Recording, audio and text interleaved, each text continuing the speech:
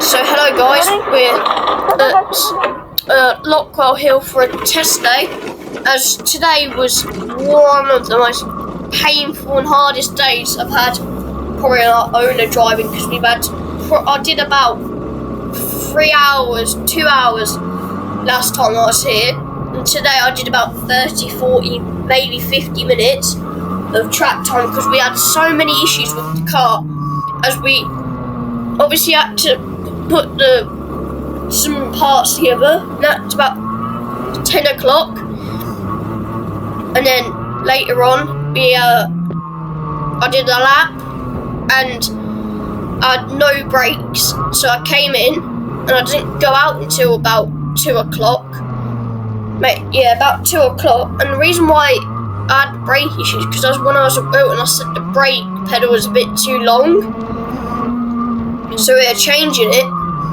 So when we thought we got it fixed, the brakes obviously, I think the brakes leaked, so we have to get the brakes reserviced. But they did get just about drivable, but still they couldn't be used to like the optimum power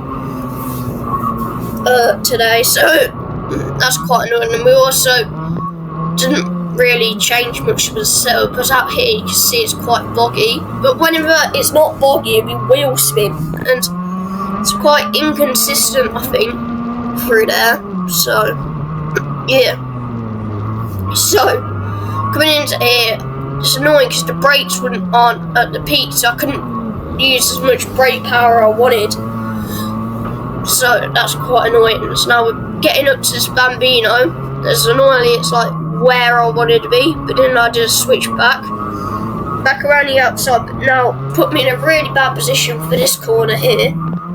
As I came out here, do you see like it's very, very bog. And then we catch into a cadet cart who spins and we run a bit wide. But the cadet carts here have a bit more of an advantage over the TKMs, because out the traction zone, so look here, they'll just pull away. Because this track's made 4 strokes, because this track has more rentals probably than owner drivers, and they let the owner drivers on for 30 quid. So now I get held up behind here, and I should have went to the inside, but then lost out. But then the other cadet that spun out re-overtook,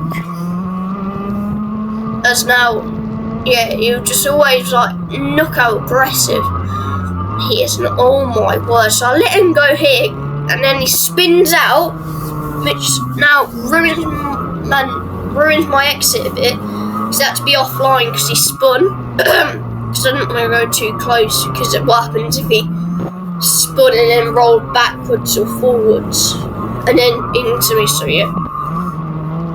so just to be safe. So it's quite annoying what the day could have been from what it has, but still at least we got testing done, because we could have easily just went home at like 12 o'clock rather than because we had hope about 12ish that we could get out, because we found the problem because of the leak, but still took another at least 2 hours to get us out.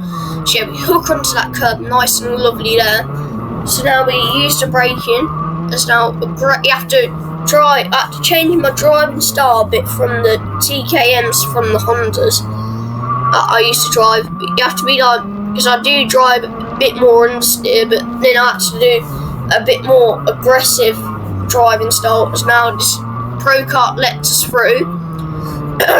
But you can see there how the car would almost like stall on me because of the revs, but just not right. So we're gonna see hooked onto it a bit later than we would normally want. But so we'd run here a bit wide as we come out here, but still it's quite annoying now with the revs, and I think we're on the wrong tooth.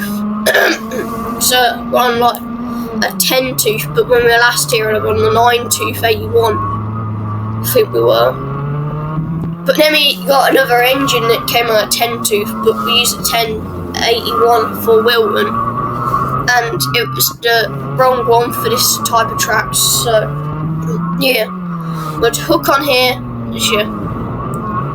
so I'll just use a bit of that curb there. Now run it out. So now we'll use, here you can see at the apex how it's like got quite rumble strippy, but on the track, because I think the asphalt there was just a bit old. So over time I think it's just, you know, made it a bit rumbly, which is quite annoying, but it's also quite fun through the corners. It makes it a bit more exciting than what a normal right hand kink should be. So yeah, we're coming through here, had to aggressively turn to get the whole rotation in. And now we'll use this here, so now brake here, now we'll try and rotate it properly. But now brake here, as you, I just wish that the brakes were a bit more on point. And then Louis' car stalled. I think he had a chain snaps or something, or chains fell off, and it happened to him twice, and that was the second time it happened. So the first time his car was almost on fire, so that was how smoky it was. So he was trying to rev it. But yeah, we come out here, bit initial understeer that transferred it to oversteer annoyingly, which now we use all the curb. And now, yeah, we'll rotate it as he's still waiting there. As now we're catching up to this pro cut ahead as we rotate it on the curb. As now we'll, just annoyingly how the revs would just drop rapidly, because it was, if I did my normal line, it would have been a bit too close to the pro car. So yeah, annoyingly, because now it's the same cadet car. So we're catching him up by about 3 tenths a lap. Because now here's my dad trying to get Louis started, but his chain's obviously gone. So yeah, you can see here, oh my word, he look how much oversteer he carries through it. No, by that, he gained so much, but from the exit speed he has, he just pulls away. Now under braking, I end up catching up on him, so now we're right behind him. So under braking, I let him go, and he does the same mistake again as spinning it under braking. As yeah, I think they're waiting for Louis' dad to come to get the dolly, because that car wouldn't start again. So under braking here, just missed the apex a bit. And now, yeah, we'll run it through, as we'll use a bit of this here. So then we'll use this here. So we'll brake here and use the curb, and you can see how much the revs are struggling by. As you know, you've got his dad getting the car up. As yeah. Now, oh my god, this had a bit of a snap there. As now we'll run it out. Now we'll take turn 1. Now we'll brake, use the outside curb, but then it understeers a bit. Annoyingly, so then we'll go on the curb, bring it out a bit wider than we'd initially want, but we've recovered it using a bit of the curb. Now we'd run on the curb, but we missed the hooking point there. So yeah, that's quite annoying, but we have to tickle the throttle through that bit because there's no traction there at all, which is quite annoying. There's now through turn 1 again. We'll try and brake late as possible, but that might be a little, you could argue it might be a little bit late, but not sure about that one. So now we're on the curb, bringing it out. Now we'd run it here, oversteer it a bit, as now they're taking Louis' car. So my dad's getting a shot of me, which I'll put in the video when I was passing him. So yeah. So now we'll just come out here. The revs are bogged down again, annoyingly.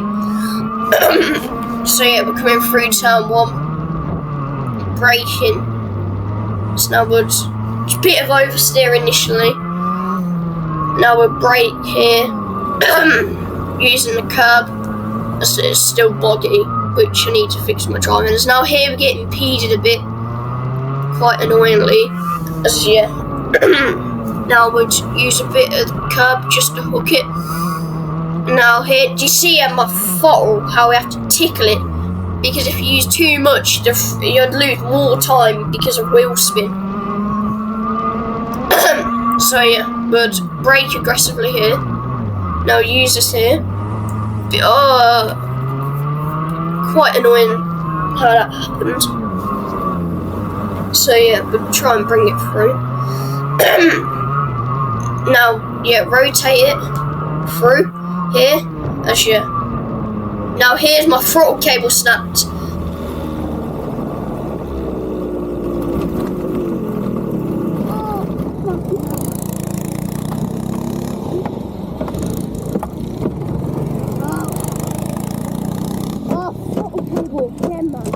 My last short I did Alright, so see you later then, guys. See you on the next video.